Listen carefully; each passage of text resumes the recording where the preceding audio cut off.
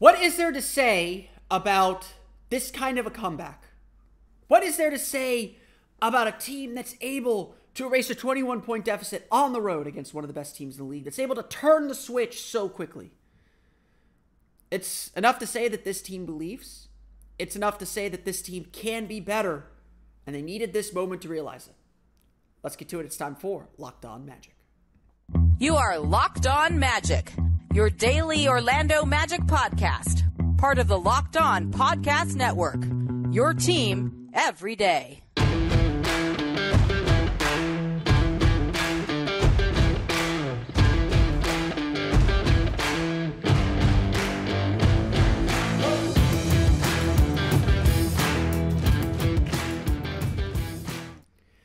And you are indeed Locked On Magic. Today is January 31st, 2023. My name is Philip Rossman-Reich. I'm the expert and site editor over at OrlandoMagicDaily.com. Of course, follow me on Twitter at PhilipRR_OMD. On today's episode of Locked On Magic, the Orlando Magic do the impossible or improbable or whatever you want to call it. The Orlando Magic erased a 21-point deficit on the road against the Philadelphia 76ers, reclaiming their potential and their ability to stay in this play and chase, and showing us all how important belief is for this team. We'll dive into what changed for the Orlando Magic, how they completed this comeback, and how they keep it going. We'll get to that coming up here in just a moment. But first, we want to thank you again for making Locked On Magic part of your day every day, no matter when you listen to us, whether it's first thing in the morning, whether it's right when we upload. We truly appreciate you making Locked On Magic part of your day every day. Remember, there's a great Locked On podcast covering every single team in the NBA. Just search for Locked On and the team you're looking for, the Locked On Podcast Network. It's your team every day. This episode is also brought to you by FanDuel Sportsbook, official sportsbook of Locked On. Make every moment more. Visit FanDuel.com/LockedOn today to get started. The first half of the Orlando Magic's 119-109 win over the Philadelphia 76ers was incredibly frustrating. I sat here in this chair Saturday night and said the Magic's loss to the Chicago Bulls was all kinds of disappointing because the Magic very clearly were not playing the way that they need to play to win. I said this, kind of the thing that I'm going to be obsessed with for a little while, so apologize of how much I'm going to repeat it. The Magic on Saturday did not let their defense create their energy. They did not let their defense lead their energy. As they missed shots, as they struggled to get back in transition, you could kind of feel the energy suck out of this team. And, instead of doing the things they have to do to get back that energy, they dug themselves a deeper and deeper hole. Eventually they found it, and Jamal Mosley stuck with the group that gave them that energy because no one else was doing it. And that got them back into the game for a little while before they ran out of said energy. That's what the first half, really the first quarter and a half of Monday's game in Philadelphia felt like. The Magic were not aggressive. They let Philadelphia dictate the terms of the game to them, letting Joel Embiid just drive into the lane without any physicality or any resistance. Yeah, sure, some early foul calls kind of forced the Magic to back off a little bit, which hurts. But the Magic were making those fouls and playing the lazy defense that puts them in trouble, that puts them on their back foot. On top of that, the Magic were missing a ton of shots. Not that they were playing great offense anyway, but they were missing a ton of shots. You could see the shoulders and the body language droop, and the frustration began to build again, just like it did Saturday night. That's why Orlando was down by double digits within the first couple minutes of the game. That's why Orlando was down by 21 at one point in the second quarter. That's how the Magic buried themselves. And again, Philadelphia's a very good team. I'm not taking credit away from them. The Magic buried themselves. I sat there and said, look, I sat there throughout the first quarter and was like, when the Magic are actually settled on defense, when the Magic aren't in transition or aren't kind of unsettled, their defense was actually playing pretty well. Unlike Philadelphia was shooting the ball like crazy. They were getting to the foul line because of lazy rotations and lazy defensive effort, but it never felt like Philadelphia was just like tearing Orlando up. But the Magic weren't doing anything to stop them either. it's, not clear exactly how this flip switched, but Paolo Banchero said that in the halftime locker room, and I think it started happening before halftime, but in the halftime locker room, Paolo Banchero said after the game that Jamahl Mosley and his coaching staff did not show any clips like they usually do. They did not dive into the tape. It just came down to Jamahl Mosley saying, do you believe? Do you believe you are the good team that I think you are, that you've shown yourself to be? And the message in the locker room was just a reminder of how good this team can be. A reminder of what they've accomplished and what they still can accomplish. And a question for the team to say, are you going to be that team? This honestly is the most powerful statement, the most powerful thing that can be said to the team. This is the most powerful thing that we're going to be talking about for the rest of the season. Because, like I said a few weeks ago, this team is leveled up. We talked about that. We obsessed over it so much in the first quarter of the season because we weren't seeing the progress. We've seen the progress. The season, if the season stopped today, this team would be a success. This team would be, would have accomplished part of at least what we wanted to see them accomplish. But we still got 32 games left. And what we want to see now is the team take the next step, the next turn up. And this is a young team. It's going to take them a while. It's going to take them some of this realization, some of these hard lessons to get there. But we want to see them go one step up. We want to see them compete for a play-in spot. We want to see them win consistently. And that's the key word, consistently, consistency. We want to see this team continue to build, continue to grow, and play the same way every night. And that's going to be the white rabbit they're chasing the rest of the season. So the struggles that we saw against Chicago, the line that a lot of fans have of the Magic having a better record against teams above 500 than below 500, that's the game the rest of the season. To play the same way every single night, to do the same things every single night. The success is in the boredom of sameness. To do everything so well every night that it just feels boring, that you take it for granted almost. That's where this Magic team is trying to get. That's what this Magic team is trying to accomplish. And they needed the reminder of how good they can be to just get back to what we know this team is capable of. Because what this team is capable of is truly special. And that's what we saw in the second half Monday night. The Magic got down, defended. They were physical without fouling. They stood their ground. Just quite simply, they stood their ground. They did not give Philadelphia an inch. Not one little bit. They put themselves in a great position to get stops, to get after the Sixers, to get out in transition. They were active. The Sixers felt them. And all of a sudden it was Philadelphia that was on its back foot because Orlando was getting turnovers. They were getting out in transition. They were making Joel Embiid's life difficult, which is not an easy thing to do. They started making shots, like making shots matters. They found a comfort zone and then just operated at that comfort zone. And even when Philadelphia made their run back at them, they pushed back. This is how you want to respond. And all of a sudden, we saw that uber-confident Magic team. The Magic team that we know can beat anybody in this league. The Magic team that we believe has postseason potential. Not just for next year, not just for the future, but for this year.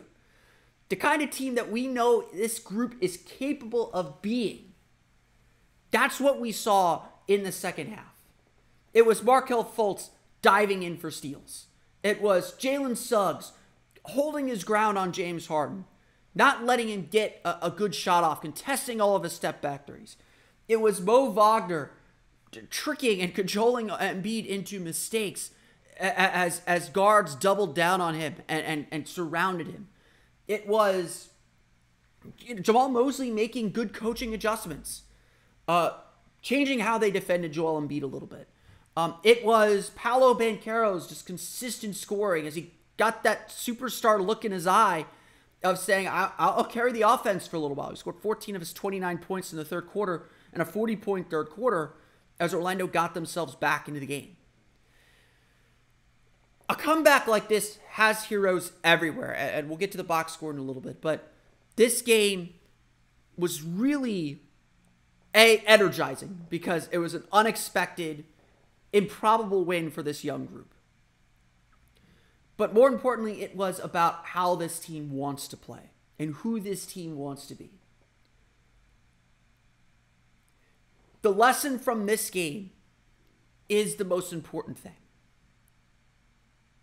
And that's the lesson that we need to dive into to get the most out of what this game means. We'll get to that coming up here in just a moment. But first, a quick word from our pals at FanDuel.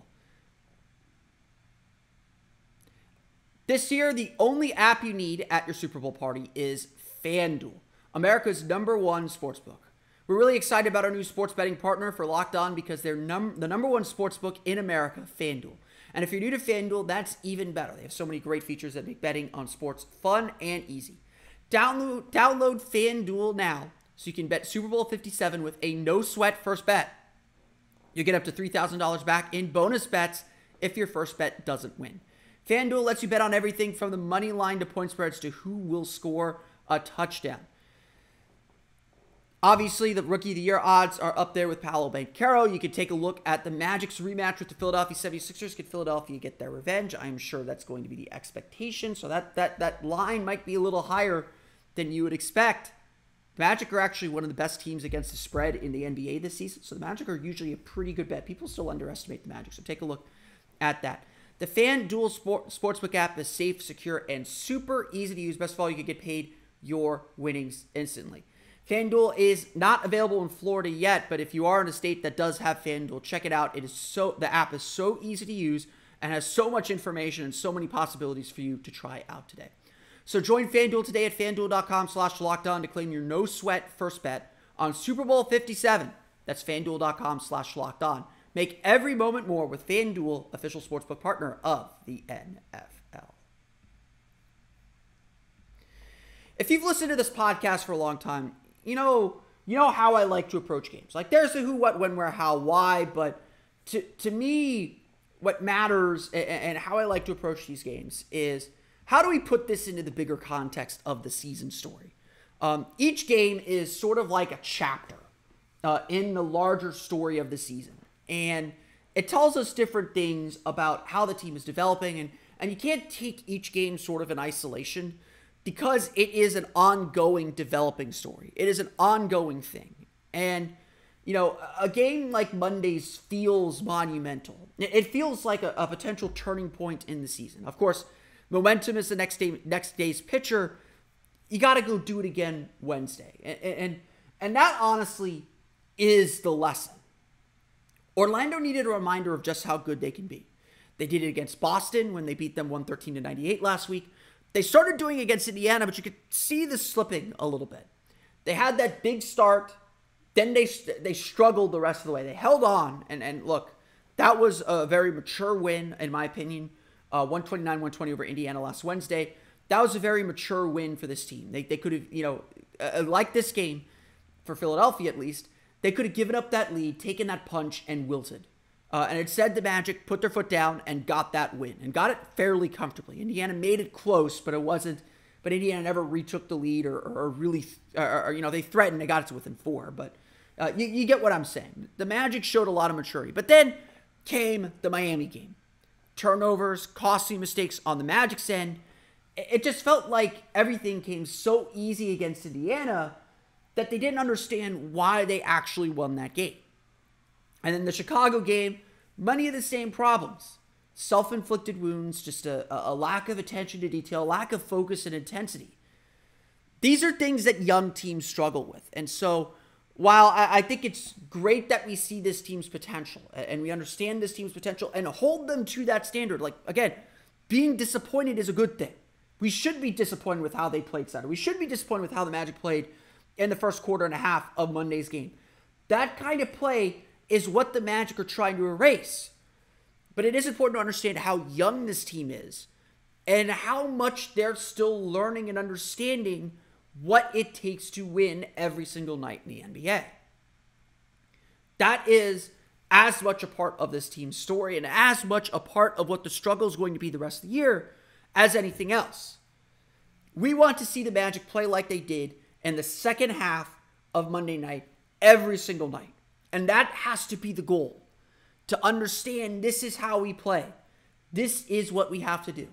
If we want to win games, we need to defend first. It doesn't matter how many shots we miss. It doesn't matter how many shots we take. It doesn't matter anything else. If we defend first, we will put ourselves in a great position to win basketball games. That's ultimately what matters. That's ultimately what this team needs to focus on and do. Getting a young team to understand how critical defense is and how critical playing with consistent energy defensively is one of the most difficult things.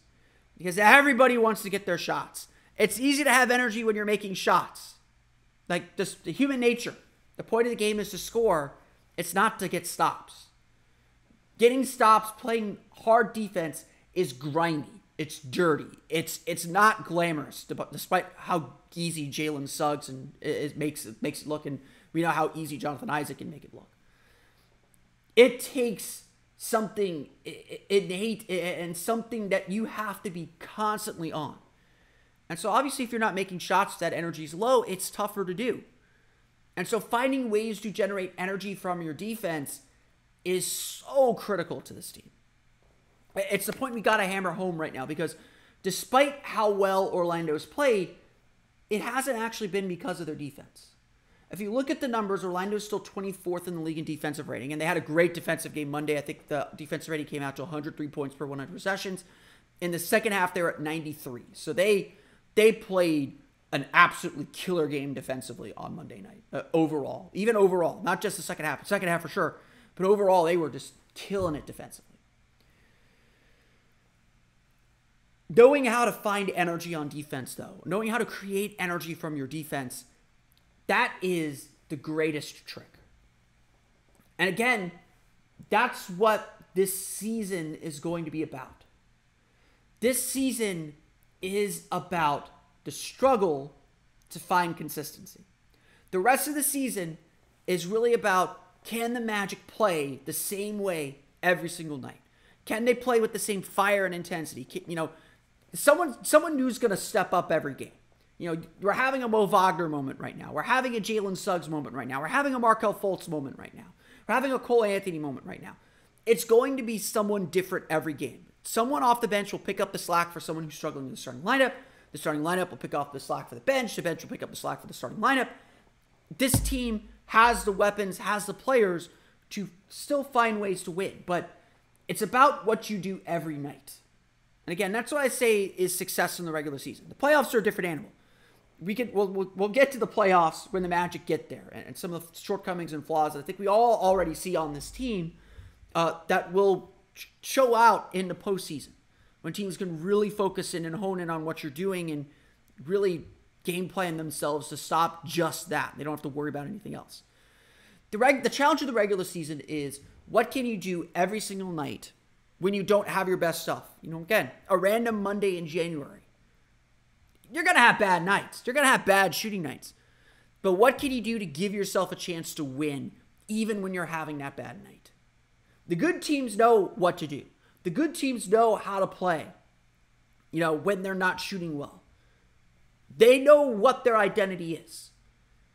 The Magic have said forever they want to hang their hat on the defensive end. And like I said earlier, defense has been inconsistent. The Magic are, I think, since December 7th, like 14th or 15th.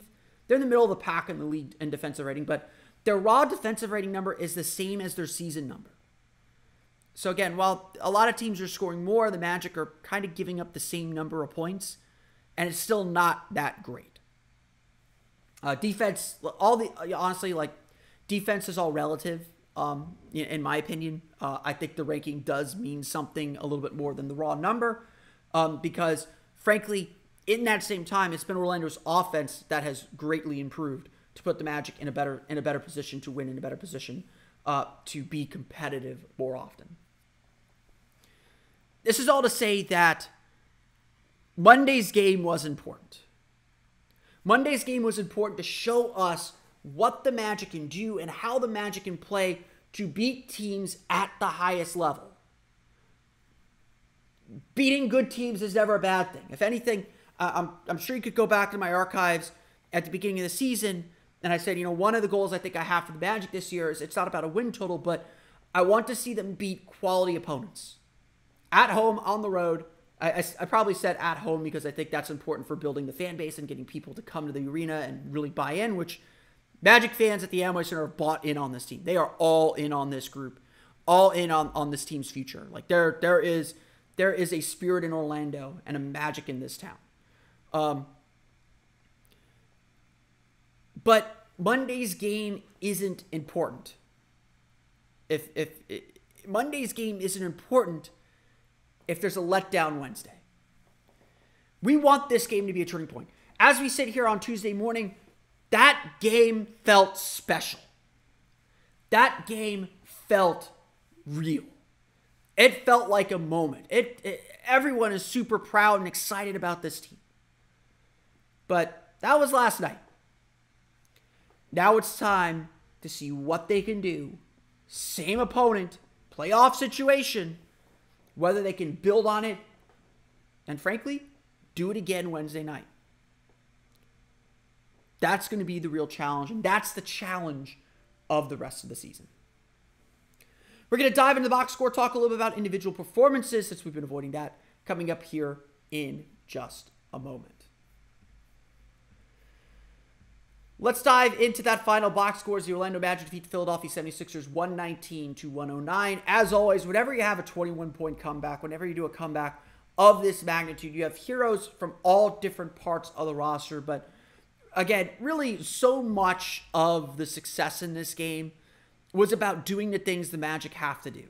Doing the things the Magic typically do to put themselves in a position to win. And players just frankly playing well. It's not a secret. You have to play well to do well. Again, you look at some of the key markers. Orlando shoots only 42.4% from the floor, so they didn't shoot particularly well. They're under 30% for a good chunk of this game, so it wasn't about field goal percentage. Orlando does get to the free throw line 30 times compared to Philadelphia's 23. A big change on that in the second half. In the second half, Orlando outshot Philadelphia 19-7 from the foul line. So again, you're looking for reasons why the Magic were able to race ahead. Getting to the foul line is a big deal for Orlando. They even shoot the same number of threes as Philadelphia. They were 11 for 29, Philadelphia 11 for 30. So that's not where this game was won. The other markers that I look for, points in the paint. Orlando wins that 54-50. Great job scoring in the paint.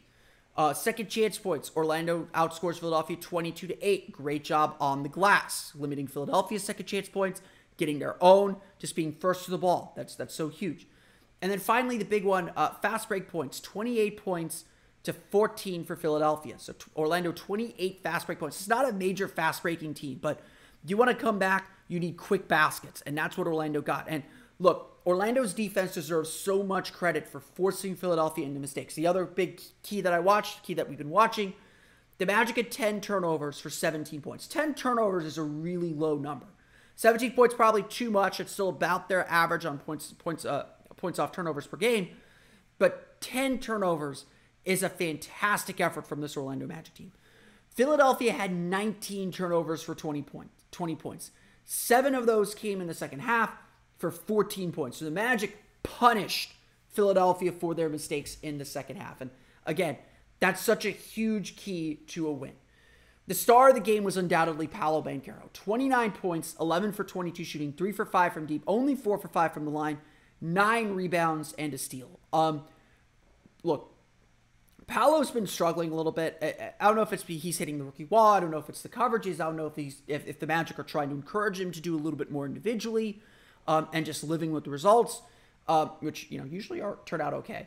But Paolo, the light flip switched on Paolo here. And, it's been a long time since the Magic have had a player where that just kind of happens. But whether it was getting a couple dunks, getting a couple easy baskets, suddenly Paolo was hunting his shot, hunting his mid-range shot, and hitting it. He was able to mix up his dribbles, mix up his drives, and you could just see the rhythm that he was in. You could just see and feel the kind of flow that he was in, and how much that boosted the entire team. Orlando scored 42 points in the third quarter. Paolo had 19 of his 29. I think it was 19 of his 29. Let me double check. 14 of his 29. Sorry, 14 of his 29 in that third quarter. He played the entire third quarter. And so just gave the team just that steady drumbeat. And again, this is what you want from stars. You don't need stars to go out and score 30 points a game or anything. It's helpful when they do. I'm not saying no. But what you need from stars is when your team is struggling offensively, that they can give you the ball, go make a play, go make a shot, and just got to keep the team's head above water. Stars don't have to win you the game. They do, but they don't necessarily have to win you the game. They just have to kind of be a steady drumbeat for you. So that when you need a basket and you're like, okay, we haven't scored in 3 possessions, go get a basket.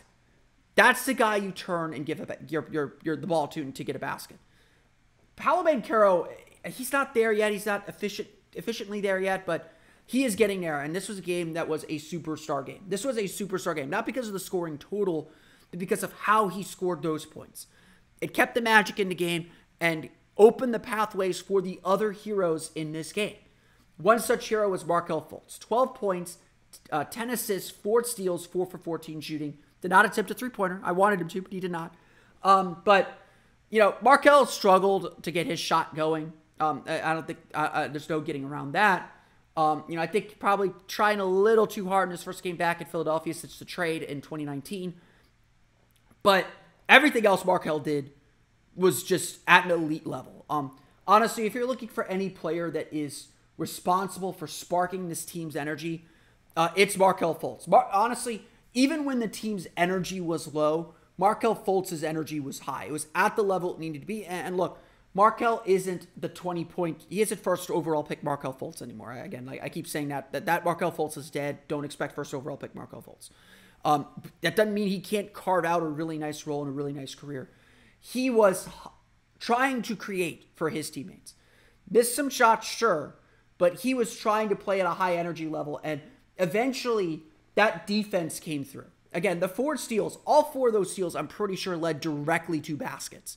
He cut into the passing lane to get a steal from Joel Embiid to find Paolo Banchero for a dunk. He just made all these really nice defensive plays.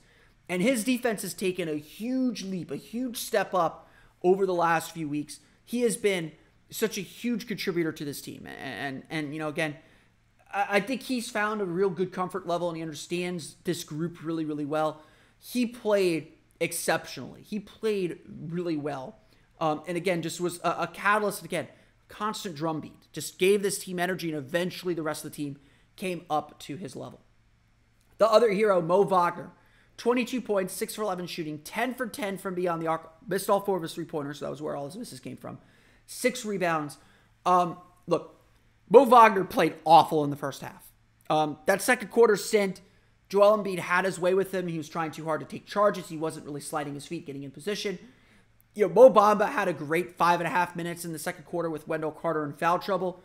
I told people, I think Mo Bamba should play over Mo Wagner. I will cop to that. I won't deny that. My conclusion was Mo Bamba has been playing really well. He's earned perhaps a little bit more of a chance. And I thought that he should have been in the game because Mo Wagner just wasn't giving them much defensively. Not that Mo Bamba was doing great on Joel Embiid either. But at least he was playing with energy. And really, again, those 5.5 minutes that Mo Bamba played were probably as important as any 5.5 minutes in the game. Because that's when the Magic started to kind of build some momentum and build some energy to get back into it, to cut into the lead, make the halftime deficit just a little bit more manageable. I think it was 12 at the half or 11 at the half. But Mo Wagner came out in the second half and played with the energy we expect from Mo Wagner. He was deceptive on offense. just keeping guys off balance, able to finish around the rim, able to draw contact, get to the foul line. Defensively, he was just so much smarter. He did a much better job hiding his hands and just not being open to fouls anymore. He did a great job moving his feet. He did a great job being physical when it was called for. He just became a better paint presence. And, I know there's that stat going around that Mo Wagner is like the poorest rim protector in the league, which I'm not surprised by. But the reason why Mo Wagner is playing over Mo Bamba right now is Wagner is just a better positional defender. He knows how to slide into location and be present in the paint. He may not be able to stop a post-up guy like Joel Embiid. He may not be able to block a shot, but he is going to be in the right spot to deter players from the lane. Now, again, there's limits to how effective you can be without being able to play kind of above the rim like that. But again, the production is there. I can't hide from the production. Mo Wagner was important in Saturday's game. He was the same importance in this game, really just kind of giving the team another steady scoring presence and another steady scoring outing.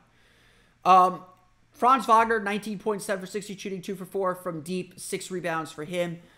He got himself going, just getting to the basket a little bit more, hitting a couple jumpers. Franz is just kind of on the level right now. Again, his bad is still very good. Just a solid game from Franz, nothing too spectacular from him.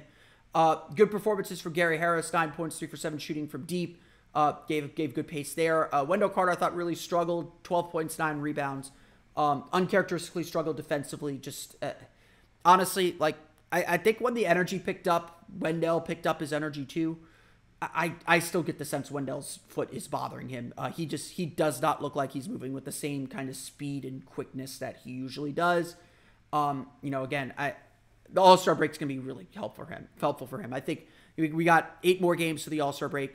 That All-Star break is going to be a very big deal for Wendell Carter because it'll give him a chance to kind of get off his feet a little bit and rest, which I think will be good for him. A couple guys off the bench to note, besides Mo Wagner. Jalen Suggs scored only 4 points, had only 4 rebounds, 1 for 5 shooting, did not record a steal officially. That dude played some of the best defense I've seen in a long time. And Jalen Suggs the last 2-3 games has been a terror on defense. This dude gets after it. I love watching Jalen Suggs play defense. There's a period after every single one of those sentences. What I find really impressive about Jalen Suggs is, yes, the offense isn't there, but he is not doing wild drives to the basket as much anymore. He is not turning the ball over as much. He's not forcing his game. He is accepting his role that he is an ace defender. And he is putting all of his focus and attention on doing that. And that's really scary for the rest of the league because he is a really good defender. He is verging, a couple more games like he had on Monday night, and he will be verging on the category of elite defenders. The dude is very, very good. And yes, he has to figure out the offense. He has to become a more reliable catch-and-shoot option. But we've been asking for him to play under control. He is starting to play under control, even if that means he's a little more passive on offense and not looking to attack as much. We could layer those parts into his game later, but he's been incredible defensively this season, and another incredible defensive game here. And Cole Anthony, only 5 points, 2 for 7 shooting, didn't shoot the ball particularly well, 5 rebounds for him, but I thought he was really active, especially going after the glass. I thought he did a really good job managing and controlling that second unit, putting early in the fourth quarter, giving the Magic the lead. I think Cole Anthony is playing some of his best basketball of his career right now. And honestly, to highlight a game where he doesn't score a lot and still makes a pretty good impact, that shows you how much growth that he's made. And again, we got to look at this game and everything over the long course of the season, the long arc of the season. Everything's of a piece in the long journey. And it's going to take some of these young players a moment to figure out and understand what their role is and what success means for them, for this team. And I think, again, Cole Anthony's a great story about this. First time coming off the bench. Struggled a little bit in those first games coming off the bench. Hit a nice pocket where he played well. Struggled again. Now he's back in a good pocket where he's playing well and seems to really understand what this team needs of him and understand that, hey, if I do play well, if I am helping my team win, I'm going to get to finish games. Like, Jamal Mosley does not have a set, clutch time lineup. He will play the guys that are helping the team win. Cole Anthony will play clutch minutes if he's playing well. And again, I think he played really well in this game. And again, I think it's a good sign of that we could say that even when he's not scoring, because that's the understanding that a lot of players need. And again, so much of the rest of the season is about that understanding, improving, getting better, and being more consistent overall. The Orlando Magic defeat the Philadelphia 76ers 119-109. A great game for growth, a lot of lessons learned. But again, you got to apply it again when you go up against Philadelphia again on Wednesday. We'll get to that game on our next episode of Locked On Magic, as well as after Wednesday's game too. But that's going to do it for me today. I want to thank you all again for listening to today's episode of Locked On Magic. Of course, find me on Twitter at PhilipRR_OMD. Subscribe to the podcast, Apple Podcasts, Stitcher, TuneIn, Himalaya, Google Play, Spotify, Odyssey, and all the fun places to download podcasts to your podcast-enabled listening device. For latest on the Orlando Magic, be sure to check out OrlandoMagicDaily.com. You can follow us there on Twitter at OMagicDaily. Now that you're done listening to us, be sure to check out the Game to Game NBA podcast. Every moment, every top performance, every result. Locked On Game to Game covers every game from across the NBA with local analysis that only Locked On can deliver. Follow Game to Game on Locked On NBA, available on the Odyssey app, YouTube, and wherever you get podcasts. That's going to do it for me today. I want to thank you all again for listening to today's episode of Locked On Magic. For Orlando Magic Daily and Locked On Magic, this has been Philip Rossman-Reich. We'll see you all again next time for another episode of Locked On Magic.